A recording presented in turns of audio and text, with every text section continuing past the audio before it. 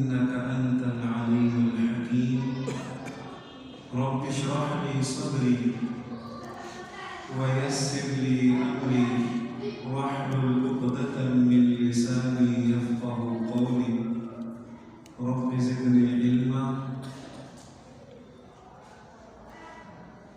أما بعد فأعوذ بالله السميع العليم من الشيطان الرجيم من همزه ونفخه ونفسه. بسم الله الرحمن الرحيم. ظهر الفساد في البر والبحر بما كسبت أيدي الناس ليذيقهم بعض الذي عملوا لعلهم يرجعون.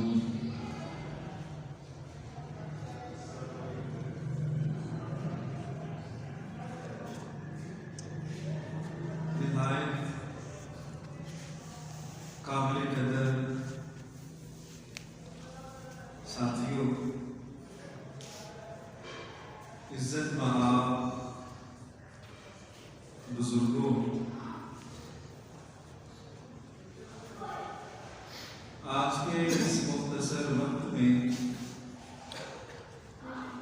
جائزے کے طور پر،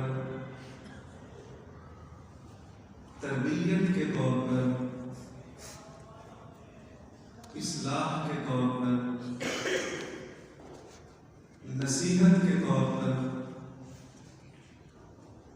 اپنے ذاتی احتساب اور محاسبے کے طور پر چند باتیں آپ کی گوش گزار کرنی ہے۔ میری کوشش ہوگی کہ نہایت مختصر وقت میں قرآن و سنت کی کچھ باتیں آپ کی گوش گزار کی جائیں۔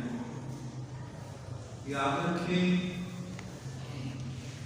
کسی مسلمان کی دل آزاری مقصد نہیں ہے۔ یہ جو گفتگو، یہ باتیں ہم جو کرنے جا رہے ہیں، ان باتوں سے مقصود کسی مسلمان بھائی کی تحقیر اور توہین نہیں۔ یہ باتیں کرنے کا بنیادی مقصد کیا ہے؟ تربیت۔ اور ہمیں چاہیے کہ ہم جو بھی مجلس اٹینڈ کریں، جو بھی نشست ہم بیٹھیں، تو ہر مسلمان کی یہ کوشش ہونی چاہیے کہ ہمیں وہاں سے خیر ملے۔ جب اس مجلس سے اٹھیں تو خیر لے کر اٹھیں۔ پھر یہ دینی مجلس، یہ تو دنیا کی سب سے بہترین مجلس ہے۔ تو یہ جو دینی مجلس ہے، اس کا بنیادی مقصد کیا ہوتا ہے اور کیا ہونا چاہیے کہ ہم یہاں سے تربیت لے کے اٹھیں، ہم یہاں سے بھلائی لے کے اٹھیں۔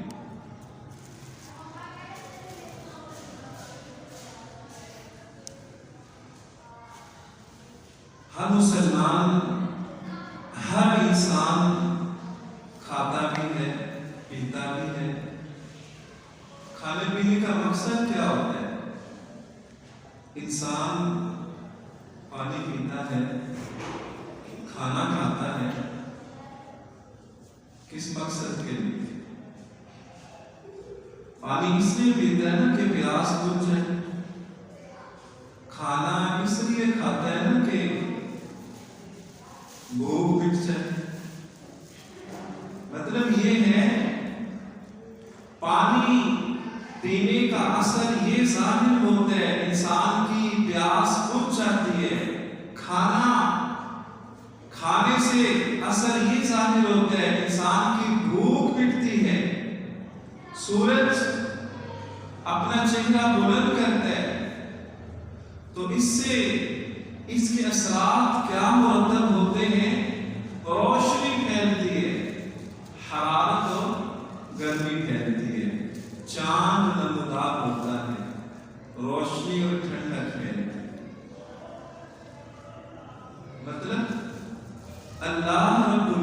نے اس کائنات میں جس چیز کو بھی پیدا کیا ہے اس کو بامقصد پیدا کیا ہے، اس کی تخلیق بامقصد ہے، بے مقصد کوئی چیز نہیں ہے۔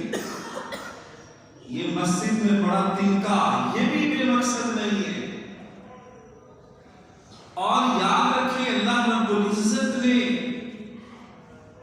جہاں پہ ہر چیز کو بامقصد تخلیق کی ہے، کسی مسلمان کو یہ بات بھولنی نہیں چاہیے کہ ہر چیز کے اثرات بھی ہوتے ہیں۔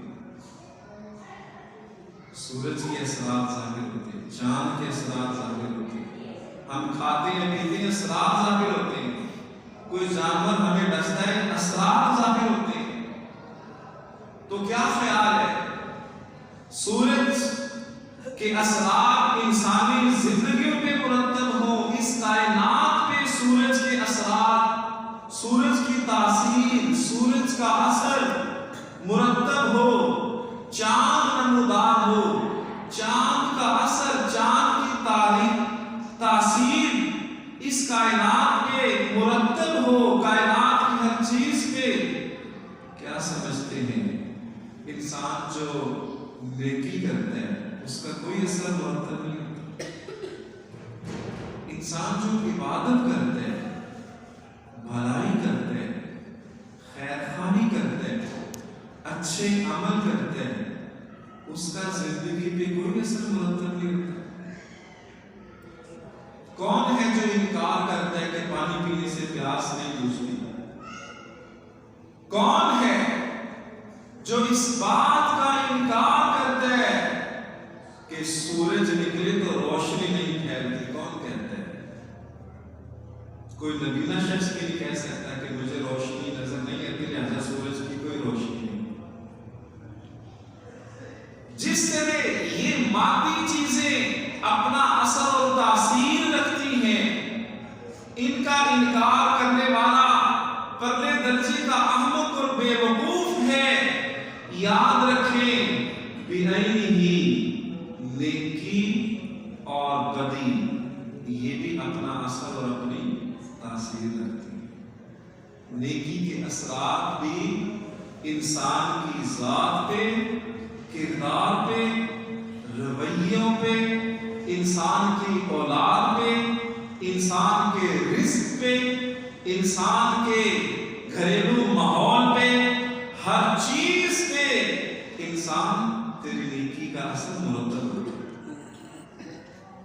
تو جس طرح انسان تیری نیکی کے اثرات تیری زندگی پہ مرتب ہوتے ہیں، تیرے گناہ، تیری بدی کے اثرات بھی تیری زندگی پہ مرتب ہوتے ہیں۔ انسان تجھے بھولنا نہیں چاہیے، تو گناہ کرتا ہے، اس گناہ کا اثر تیرے وجود پہ پڑتا ہے، تیرے دل پہ پڑتا ہے، اس کا ریئیکشن تیرے دماغ پہ بھی ہوتا ہے۔ انسان جو گناہ کرتا ہے اس کا اثر تیری شخصیت، تیرے کردار پہ بھی پڑتا ہے۔ انسان جو گناہ کرتے ہیں اس کا اثر تیرے رزق پہ بھی پڑتا ہے، تیری روزی روٹی، تیرا بزنس، تیرا کاروبار، اس پہ بھی تیرے گناہوں کا اثر پڑتا ہے۔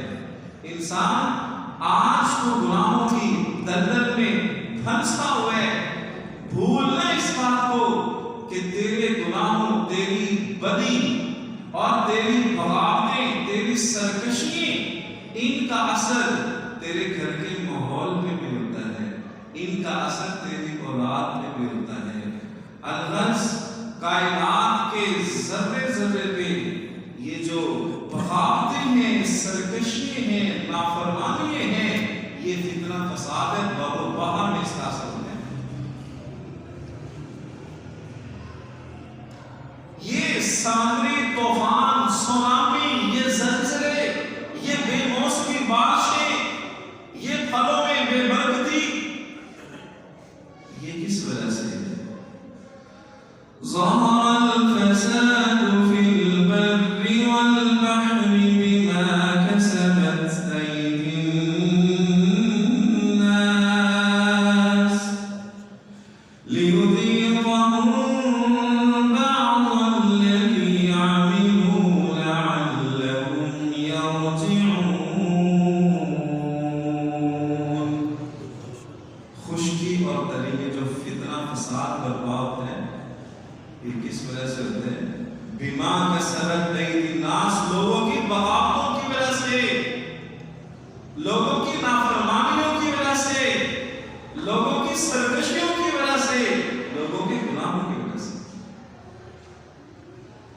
کیوں؟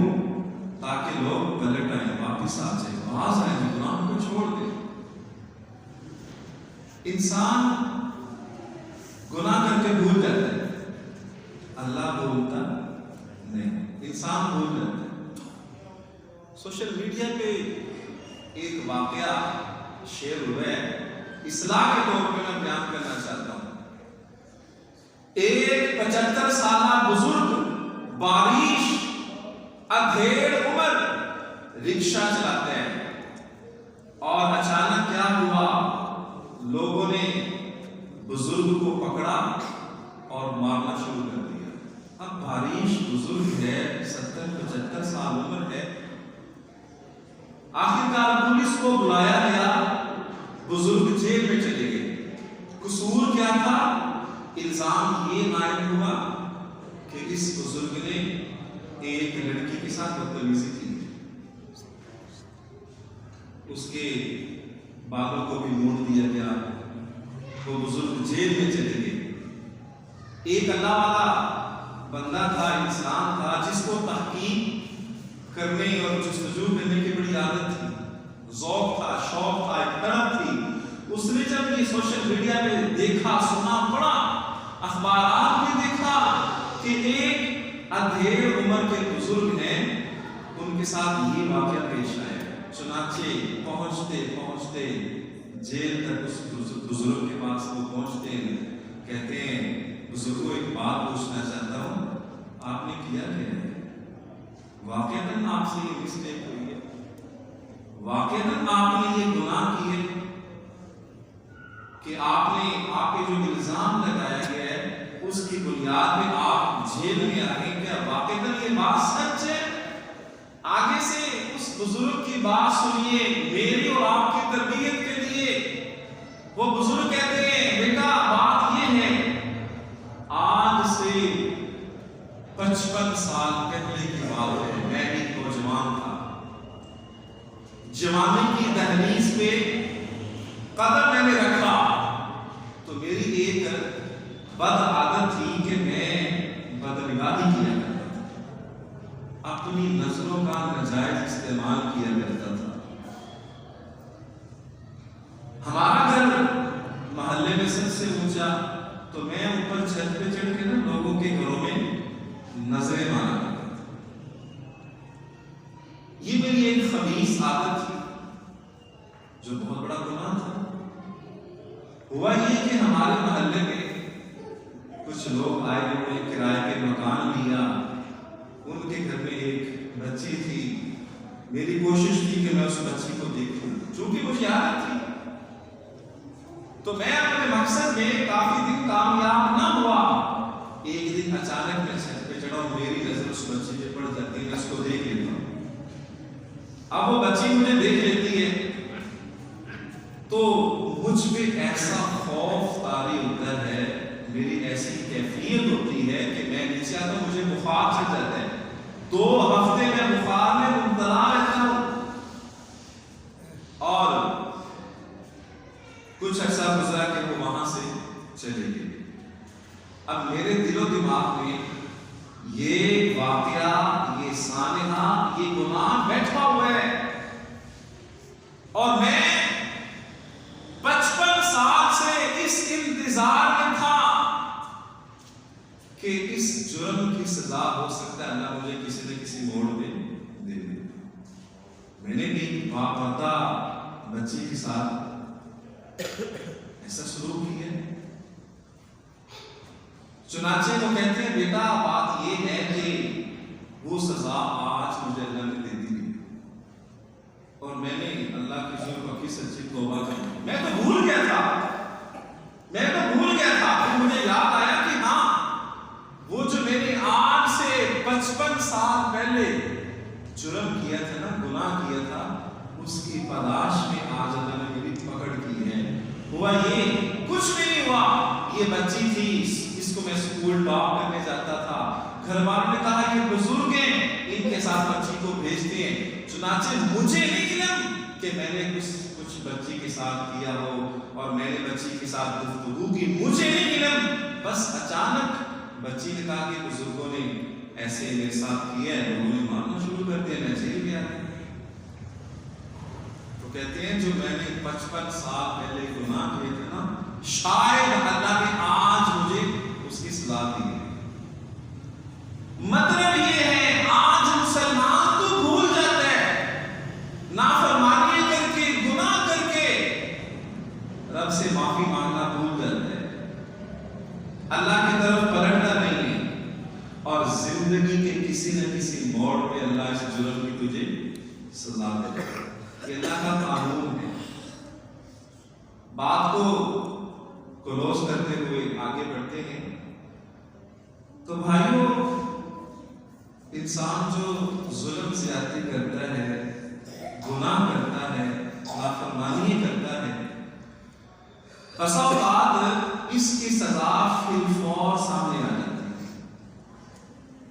یہ اللہ کی منشا ہے، اللہ کی قدرت ہے، اللہ کا دستور ہے کہ بسا اوقات فی الفور سزا سامنے آئے، انسان کو جرم کی سزا ملے، بشرطے کہ انسان نے معافی نہ مانگی ہو، توبہ طائب نہ ہوا ہو، گناہوں سے باز نہ آیا ہو، فی الفور اللہ کی پکڑ آ جاتی ہے۔ کتنے واقعات ہیں کہ انسان گناہ کی حالت میں ہے، شراب پیے ہوئے فوت ہو جاتے ہیں، مر جاتے ہیں۔ کتنے ایسے واقعات ہیں انسان منہ کالا کرتے ہوئے موت کا شکار ہو سکتے ہیں۔ کتنے واقعات ایسے ہیں انسان بے حیائی کاموں سے سن رہے، گانے سن رہے، اسی حالت میں اس کی موت آ جاتی ہے، فی الفور اللہ پکڑ کر لیتے ہیں۔ اور یہ بھی ممکن ہے، ایسا بھی ممکن ہے کہ فی الفور اللہ کی پکڑ نہ آئے، چند مہینے لگ جائے، چند مہینے بعد اللہ کی پکڑ آئے۔ یہ بھی ممکن ہے انسان تجھے یہ بات فراموش نہیں کرنی چاہیے، رب کے دستور اور رب کی منشا، رب کی قدرت، اس کو بھولنا نہیں چاہیے۔ یہ بھی ممکن ہے کہ تجھے سزا ملتے ملتے چند سال گزر جائیں، چند سالوں کے بعد اللہ تیری پکڑ کر لے۔ یہ بھی ممکن ہے کہ زندگی میں تجھے سزا نہ ملے، تیری پکڑ نہ ہو، این موت کے وقت تیری پکڑ ہو جائے، موت کے وقت تجھے کلمہ کفر نصیب ہو جائے۔ یہ واقعات دنیا میں رونما ہوئے، انسان کی زندگی نیکی میں گزرتی ہے، لیکن این موت کے وقت کلمہ کفر کا ارتکاب کر لیتا ہے۔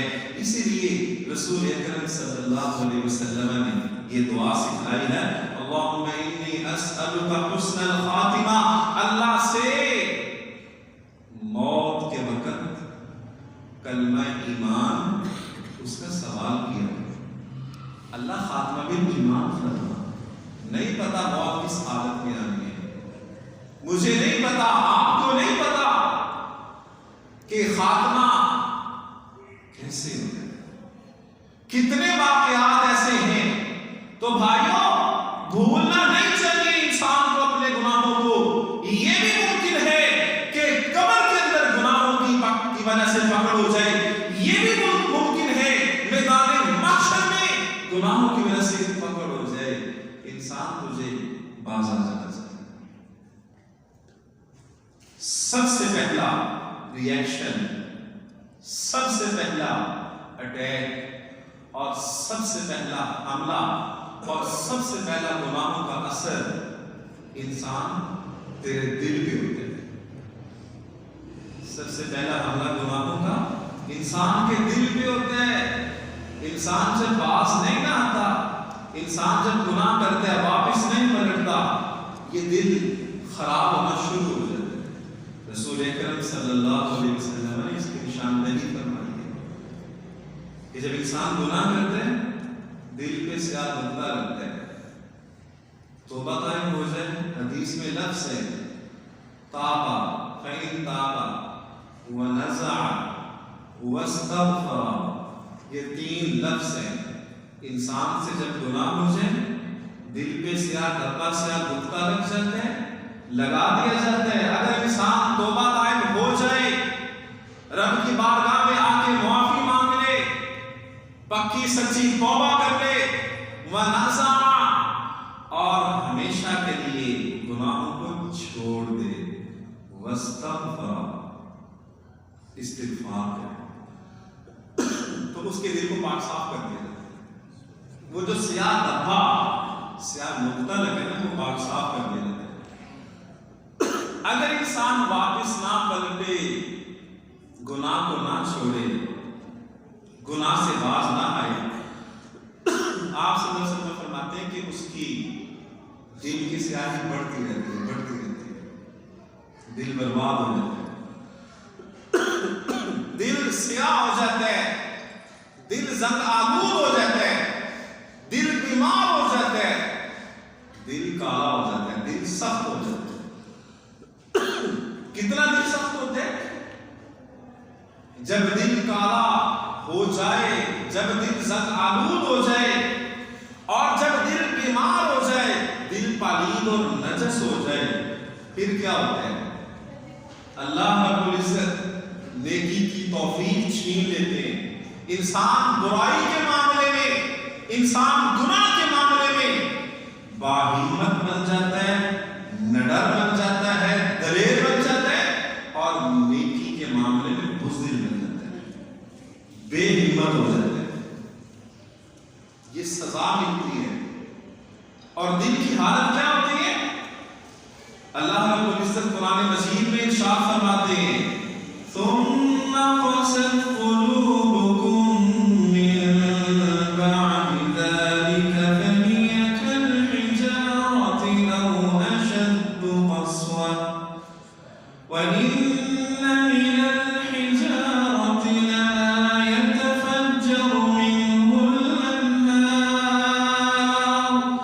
وإن منها لما يشقق فيخرج منه الماء وإن منها لما يهبط من خشية الله وما الله بغافل عما تعملون۔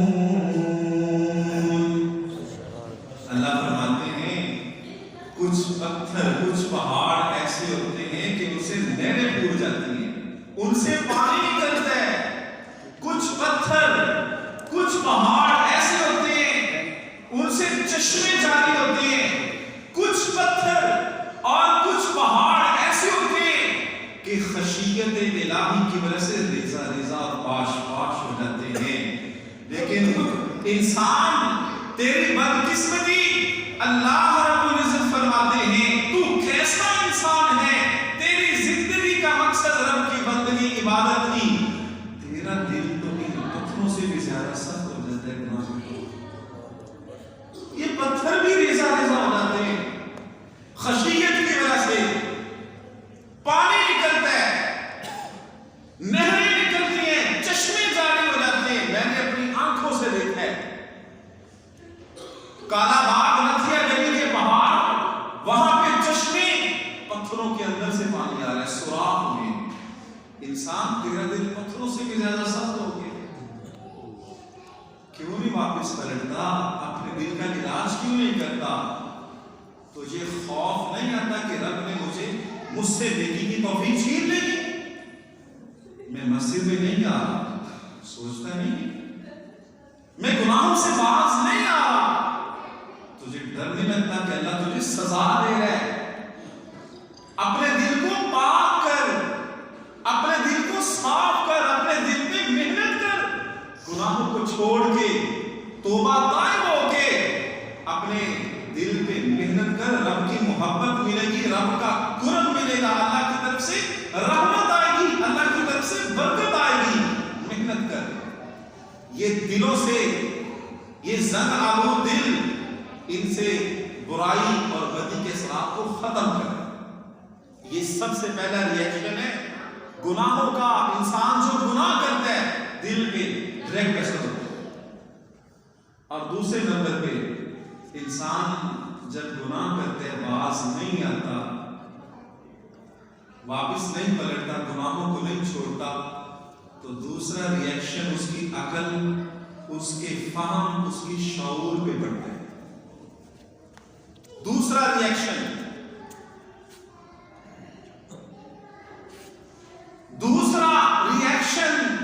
دوسرا اثر اور دوسرے نمبر پہ اٹیک گناہوں کا عقل پہ، فہم پہ، شعور پہ پڑتے ہیں۔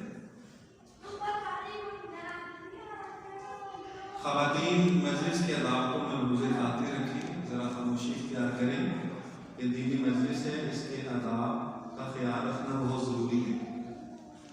جب انسان گناہوں سے باز نہ آئے تو عقل پہ اثر کیسے پڑتے ہیں؟ نظریات بدل جاتے ہیں، سوچیں، افکار بدل جاتے ہیں، ملحدانہ ذہن بن جاتا ہے، سوچ ملحدانہ بن جاتی ہے۔ پھر انسان یہ کہتے ہیں، کہا جائے بھائی گناہ چھوڑ دو نا، کیوں کر رہے ہو گناہ؟ انسان کہتا ہے بھائی یہ تو ہمارے مقدر میں لکھا ہے، میرے مقدر میں لکھا ہے کہ میں نے گناہ کرنا ہے، لہٰذا مجھے ٹینشن ہی نہیں ہے، اللہ نے تو لکھ دی ہے۔ یہ ملحدانہ سوچ ہے اور یہ نظریہ غلط ہے۔ یہ کس کی پاداش میں اور کس بنیاد میں یہ سوچ بنی ہے؟ گناہوں کی وجہ سے۔ تقدیر کے سہارے انسان گناہ کر رہے ہیں، فوجی میرے مقدر سے لکھے اللہ، میں نے تو ایسے کر رہے ہیں، شراب کیوں پی ہے؟ میرے مقدر میں لکھی ہے، اللہ نے لکھ دی ہے۔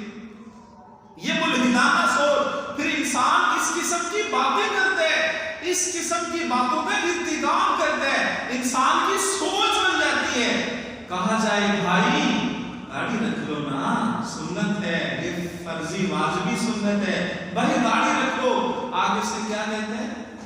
فوجی سارا اسلام داڑھی سے رکھے، یہ ملحدانہ سوچ ہے۔ بھائی شلوار ٹخنوں سے اوپر کرے نا، لباس اپنا اچھا کرنا، اپنا بڑا تنگ لباس پہنا ہوا ہے، وہ جی سارا اسلام لباس میں پڑھتے ہیں، یہ ملحدانہ سوچ ہے۔ یہ سوچ کیوں پیدا ہوئی؟ گناہوں کی وجہ سے۔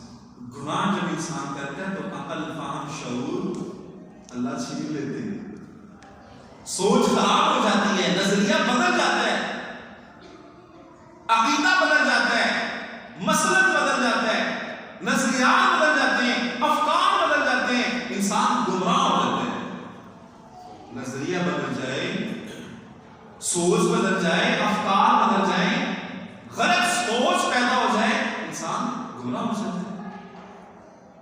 یہ دوسرا ریئیکشن گناہوں کا عقل پہ۔ تیسرا ریئیکشن گناہوں کا، انسان اگر باز نہ آئے، انسان اگر توبہ طائب نہ ہو، پکی سچی توبہ نہ کرے، انسان کے گھر کے ماحول، انسان کے باہر کا جو ماحول، اٹھک بیٹھک ہے، وہ بھی متاثر ہو جاتا ہے، گھر کا ماحول خراب ہو جاتا ہے۔ جب گناہ نہ چھوڑے جائیں، گناہوں سے باز نہ آیا جائے، گھر میں لڑائیں، جھگڑے، بے برکتی، نحوست، اتفاق نہیں ہے، لڑائیں ہیں اور ایک دوسرے سے حسد ہے، یہ معاملات پیش آتے ہیں۔ یہ کس وجہ سے؟ گناہوں کی وجہ سے۔ کیوں گھر کا ماحول پاک نہیں کرتے؟ یہ گھر میں ٹی وی چلنا بند کیوں نہیں ہوتا؟ یہ گھر میں فلمیں ڈرامے کیوں چلتی ہیں؟ یہ گھر میں ناول ڈائجسٹ، لو سٹوریز پر مشتمل کیوں پڑے جاتے ہیں؟ یہ گھروں میں بے پردگی کیوں ہے؟ اگر یہ سارا کچھ ہے تو پھر سزا تو اس کی ملتی ہے نا؟ نہیں تم اپنے ماحول کو ٹھیک کر رہے، سزا تو پھر ملنی ہے، بے برکتی کی صورت میں اور بے اتفاقی کی صورت میں، نحوست کی صورت میں، لڑائی جھگڑے کی صورت میں، قطع کلامی کی صورت میں، سزا تو ملنی ہے۔ ایک ادھیڑ عمر کی خاتون کسی اللہ والے عالم کے پاس آتی ہے، کہتی ہیں حضرت جی میرے گھر مجھے تعویذ دیجئے، میرے گھر میں اللہ نے سب کچھ دیا ہے، معاشی استحکام استحکام ہے، پیسہ ہے، دولت ہے، کسی چیز کی کمی نہیں ہے، آپ ایسے کریں، چھوٹا سا تعویذ دے دیں، گھر میں نا لڑائی جھگڑا ختم ہو، گھر میں بڑے مسائل ہیں، آپس میں بنتی نہیں ہے، چھوٹا سا تعویذ دیں۔ وہ کوئی اللہ والے عالم تھے، نیک تھے، دنیا پرست نہیں تھے۔ کچھ عالم ہوتے ہیں دنیا پرست، دنیا کے حریص، دنیا کے لالچی۔ وہ عالم دین پرست تھا، دنیا کی تمام لالچ سے پاک تھا۔ کوئی دنیا پرست عالم ہوتا وہ کہتا ہے کہ ٹھیک ہے میں تعویذ لکھتا ہوں، لاؤ 5000 روپے دے دے گا۔ وہ دین پرست عالم تھا، کہتے ماں جی اچھا ایسے کیجیے، تعویذ کا مسئلہ حل کر لیتے ہیں، میں کل آپ کے گھر آؤں گا۔ جب اس خاتون نے اصرار کیا کہ مجھے آپ تعویذ ضرور دیں، میں نے تعویذ لے کے اٹھنا ہے، آپ نیک آدمی ہیں، تو کہتے ماں جی آپ تشریف لے جائیں، میں کل آپ کے گھر آؤں گا، لیکن ایسے کیجیے گا کہ گھر کے جتنے افراد ہیں نا ان کو گھر میں ہی رہنا ہے، آپ چاہے وہ مرد ہیں چاہے وہ عورتیں، ان کو آپ نے گھر میں رکھنا ہے، میں نے ان سے ملنا ہے۔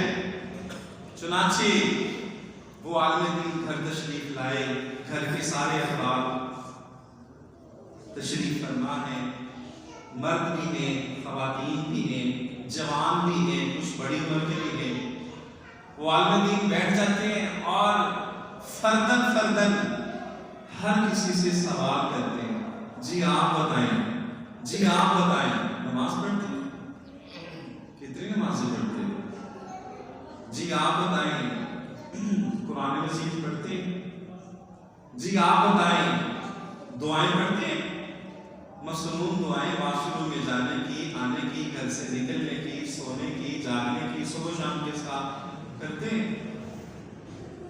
جی نہیں، نمازیں نہیں، تلاوت نہیں۔ خواتین سے پوچھتے ہیں، پردہ کرتی ہیں؟ جی نہیں۔ خواتین سے، مردوں سے پوچھتے ہیں، گھر میں ٹی وی چلتے؟ جی چلتے۔ کیا چلتا ہے؟ جی سیریل چلتی ہیں، ڈرامے چلتے ہیں، فلمیں چلتی ہیں۔ اچھا پھر کیا کروں؟ جی تعویذ نہیں۔ وہ کہتے ہیں جی تعویذ شریف تو نہیں ہے، آپ کے ذہن میں جو خیال ہے نا، آپ کی جو سوچ ہے کہ جی ہمارے گھر میں کسی نے جادو کیا ہوا ہے، گھر میں اللہ نے سب کچھ دیا ہے، مال بھی ہے، دولت بھی ہے، سکون نہیں ہے، راحت نہیں ہے، اطمینان نہیں ہے، محبت نہیں ہے، گھر میں الفت نہیں ہے، رشتوں میں پیار نہیں ہے، یہ سب کچھ کس وجہ سے ہے؟ یہ کسی نے آپ پہ جادو نہیں کیا، آپ مجھ سے تعویذ مانگ رہے ہیں، یہ آپ سب نے، جتنے گھر والے ہیں، مرد ہیں، خواتین ہیں، آپ سب نے خود اپنے اوپر جادو کیا ہوا ہے، کسی نے نہیں کیا۔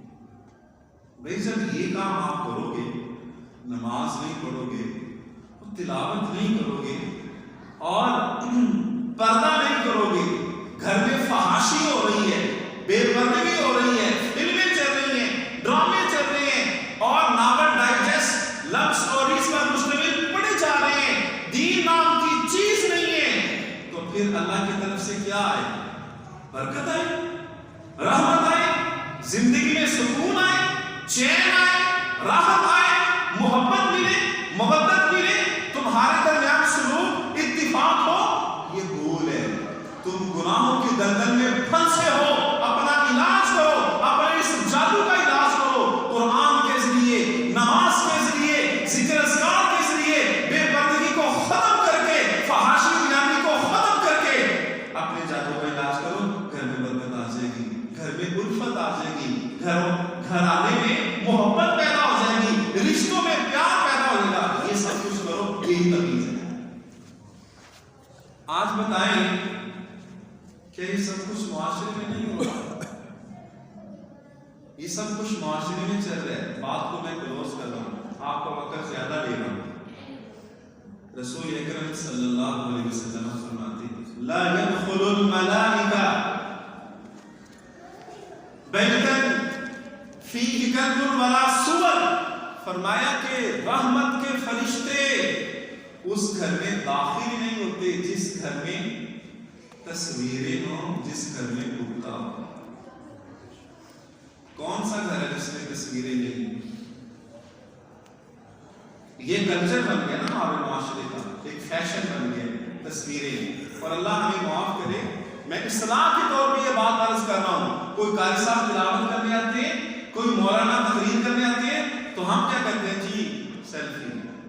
یہ کل میں نے دیکھا ہے، یہ میں کلمہ حق کہہ رہا ہوں، مجھے ڈر خوف نہیں ہے، یہ کل میں نے محفل پہ دیکھا ہے، یہاں منڈی میں محفل ہوئی ہے، جی قاری صاحب پکچر، قاری صاحب تصویر، مسجد میں حرام کام، یہ حرام کام ہے۔ آپ مجھے معاف کر دیجیے گا، میں آپ کے جذبات کو مجبور نہیں کر رہا، یہ حرام کام مسجد کے اندر مصلی کے اوپر جی حضرت جی سیلفی لے لی آپ سے۔ کیا فرق رہ گیا دنیا داروں میں دین داروں میں؟ کیا فرق رہ گیا باطن کے ماحول میں اور مسجد کے ماحول میں؟ مسجد کے ماحول میں اس منبر اور محراب کے نیچے سیلفیاں لی جا رہی ہیں، سیلفیاں جن کا مقصد سوائے نمود و نمائش اور شہرت کے کچھ بھی نہیں ہے۔ کوئی ہے مقصد؟ بتائیں، وہ سیلفی لے کے کہاں اپلوڈ ہوگی؟ فیس بک پہ؟ کیا مقصد ہے سیلفی کا؟ یہ حرام کام کیا جائے۔ جس گھر میں تصویریں ہوں، چاہے وہ دیوار پہ چسپاں ہیں، چاہے وہ صندوق میں بند پڑی ہیں، تصویری البمز ہیں، کسی صورت میں بھی تصویر ہے تو رحمت کے فرشتے اس گھر میں نہیں آتے۔ جس گھر میں کتا ہے، رحمت کے فرشتے اس میں انٹر نہیں ہوتے۔ بتائیں کون انٹر ہوتا ہے؟ کہ اگر رب کی رحمت کے فرشتے گھروں کے سایہ فگر نہیں ہوتے، گھروں میں نہیں آئیں گے، کون آئے گا؟ اپوزٹ، شیاطین۔ شیاطین آئیں گے۔ جب شیاطین آئیں گے گھر کا ماحول خراب ہوگا۔ شیاطین آگے کیا کریں گے؟ ہمیں کھانا کھلائیں گے، نفرتیں پیدا کریں گے، عداوتیں پیدا کریں گے، برائی پہ ابھاریں گے، بے پردگی بڑھے گی، فلمیں ڈرامے بڑھیں گے، گھر کا ماحول ڈسٹرب ہوگا، خراب ہوگا۔ یہ اثر گھر کے ماحول میں کس وجہ سے پڑا؟ گناہ کی وجہ سے۔ اور سیکنڈ لاسٹ چیز ہے، انسان جو بغاوتیں کرتے ہیں، سرکشی کرتے ہیں، نافرمانی کرتے ہیں، گناہ کرتے ہیں، اس کا اثر اس کی اولاد پہ بھی پڑتا ہے۔ جی ہاں، اولاد پہ بھی پڑتا ہے۔ یہ نحوست ہے نا، بے برکتی ہے، اولاد پہ اثر پڑتا ہے۔ جس طرح ماں باپ نیک ہوں، صالح ہوں، ان کی نیکی کے اثرات اس کی اولاد میں، اس کے گھر کے ماحول میں، اس کے اہل خانہ پہ مرتب ہوتے ہیں۔ نیکی کے اثرات ہمارے سلف صالحین اپنی اولادوں کی حفظ و امان کے لیے، اپنی اولادوں کی تربیت کے لیے، اپنی اولادوں کی اصلاح کے لیے لمبے لمبے سجدے کیا کرتے تھے۔ کہتے تھے بیٹا ہم تیری تربیت کے لیے سجدے کرتے ہیں، اللہ کی بات کرتے کہ اللہ اس نیکی کے عوض ہمارے بچوں کی حفاظت فرما، ہمارے بچوں کی تربیت فرما۔ بیٹا ہم تہجد پڑھتے ہیں نا، تو تمہاری تربیت کے لیے تہجد پڑھتے ہیں۔ تہجد ایک بڑا خوبصورت عمل ہے، اللہ کو بڑا محبوب اور پسند ہے، اور تہجد پڑھنے والوں کو اللہ ضائع نہیں کرتا بشرطے کہ توحید پرست ہو۔ اس تہجد کی برکت سے اللہ تمہاری اولادوں کی حفاظت کرتا ہے، اس تہجد کی برکت سے اللہ تمہاری اولادوں کی تربیت کرتا ہے۔ یہ ماں باپ کی نیکی ہے، اور یہ اتنی بڑی نیکی ہے، ماں باپ کا نیک ہونا، ماں باپ کا نمازی ہونا، ماں باپ کا تہجد گزار ہونا، ماں باپ کا متقی پرہیزگار ہونا، یہ اتنی بڑی بات ہے، اتنی بڑی بات ہے۔ قرآن مجید میں اللہ رب العزت نے واقعہ بیان کیا اس حوالے سے کہ جس کے ماں باپ نیک ہوں، جس کا باپ نیک ہو، اللہ رب العزت ان کی اولادوں کی حفاظت کیسے کرتا ہے، ان کی اولادوں کے رزق کی حفاظت کیسے کرتا ہے، اللہ ان کی اولادوں کے خزانے، ان کی اولادوں کے مال کی حفاظت کیسے کرتا ہے۔ سنیے رب کا قرآن، وَأَمَّا الْغُلَامُ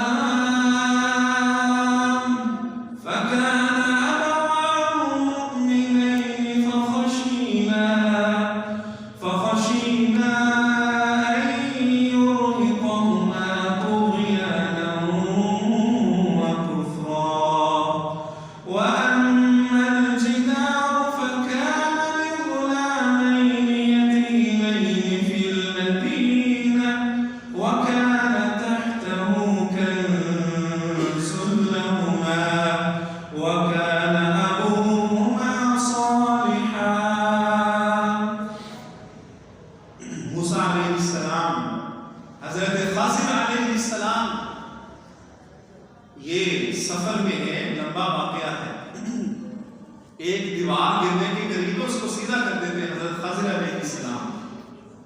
موسیٰ علیہ السلام اعتراض کرتے ہیں کہ آپ نے یہ کیوں کیا ہے؟ بستی والوں نے ہمیں پوچھا نہیں ہے، خدمت نہیں کی، آپ نے یہ کیوں کیا ہے؟ دیوار کو سیدھا کر دیا۔ تو کہتے ہیں کہ میں نے رب کے حکم سے کیا۔ اس دیوار کے نیچے یتیم بچوں کا خزانہ ہے، دولت ہے۔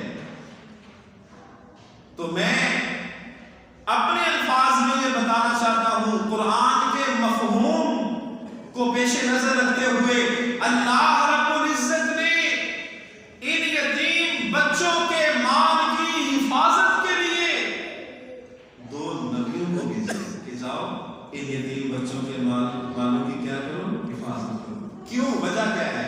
قرآن مجید میں فرماتے ہیں وَكَانَ أَبُوهُمَا صَالِحًا، ان کا باپ بڑا نیک تھا، ان کا والد بڑا نیک تھا۔ اس نیکی کے عوض اللہ نے اس کی اولاد کی مال کی کیا کی ہے؟ حفاظت کی۔ آج والدین کو چاہیے ذرا اولاد کی تربیت کے پیش نظر حساس ہو جائیں، فکر مند ہو جائیں، گناہوں کی دلدل کو چھوڑ دیں، نماز باہر آ جائیں، نمازوں کا اہتمام کریں۔ والدین نماز نہیں پڑھیں گے، بچوں سے نماز کی امید رکھی جا سکتی ہے؟ والدین اگر والد سود کما کے لا کے، حرام کما کے لا کے، جھوٹ بول کے رزق گھر میں لے کے آتا ہے، کیا اس کا اثر بچوں پہ نہیں پڑے گا، اولاد پہ نہیں پڑے گا، اپنے خانہ پہ نہیں پڑے گا، گھر کے ماحول پہ نہیں پڑے گا؟ پڑے گا۔ یہ حتمی بات ہے، یہ رب کا قانون ہے۔ ایک بڑا خوبصورت واقعہ، ایک شخص جو صدق و امانت اور دیانت کا پیکر، تقوی اخلاص کا پیکر، باغ کا رکھوالا، باغ کا مالی کہتا ہے جاؤ مبارک جا کے پھل توڑ کے لاؤ، مہمان آئے ہیں۔ مبارک نامی شخص جو باغ کا مالی ہے جاتا ہے، پھل توڑ کے لاتا ہے اور پیش کرتا ہے۔ پھل مہمانوں کو پیش کیے جاتے ہیں۔ پھل کو جب چکھا جاتا ہے پھلوں کو، تو مالی کہتا ہے مبارک اتنے سال ہو گئے تجھے باغ کی رکھوالی کرتے ہوئے، اتنے سال ہو گئے تجھے اب تک یہ بھی نہیں پتا چلا کہ پھل میٹھا کون سا ہوتا ہے، پکا کون سا ہوتا ہے، ترش کون سا ہوتا ہے، کھٹا کون، تجھے یہ فرق نہیں پتا چلا، اتنے سال ہو گئے۔ کیسا تو عجیب انسان ہے۔ مبارک کہتے ہیں مالک آپ نے مجھے باغ کا رکھوالا رکھا ہے، چکھالا نہیں رکھا۔ میں نے اتنے سال ہو گئے آج تک باغ کا پھل چکھ کے نہیں دیکھا، میں کیسے فرق کروں کہ یہ میٹھا؟ میں نے آج تک اتنے سال ہو گئے باغ کا پھل چکھ کے نہیں دیکھا۔ یہ صدق و امانت کا پیکر شخص مبارک، اللہ نے بیٹا دیا، اس کا نام رکھا عبداللہ بن مبارک۔ آج بھی عبداللہ بن مبارک کا نام دنیا میں روشن ہے، قیامت تک لیا جائے گا۔ باپ نیک تھا نا، اولاد کے نیکی کا اثر۔ آخری بات یہ ہے، اور میں بات کو ختم کرنے لگا ہوں، بھائیوں، جس طرح گناہوں کی نحوست، گناہوں کے اثرات، گناہوں کی تاثیر، گناہوں کا ریئیکشن، گناہوں کا اٹیک، گناہوں کا حملہ انسان کے گھر کے ماحول پہ ہوتے ہیں، انسان کے اولاد پہ ہوتے ہیں، انسان کے دل و دماغ پہ ہوتے ہیں، انسان کے جسم پہ ہوتے ہیں۔ انسان تجھے بھولنا نہیں چاہیے، جو تو بغاوتیں کرتے ہیں، نافرمانیاں کرتے ہیں، باز نہیں آتا، تیرے گناہوں کا اثر تیرے رزق پہ بھی پڑتا ہے۔ جی ہاں، رزق سے برکت ختم ہو جاتی ہے۔ کتنے ایسے لوگ ہیں، رزق سے برکت ختم ہونے کا مطلب یہ نہیں ہے کہ اللہ رزق چھین لیتے ہیں، مطلب پیسہ گیا، دولت گئی، غریبی آ گئی، ایک مطلب یہ بھی ہے بے برکتی کا، دولت گئی، مال گیا، لٹ گیا، نقصان ہو گیا، خسارہ، گھاٹا پڑ گیا۔ ایک مطلب یہ بھی ہے رزق کے کم ہونے کا، لیکن بھولنا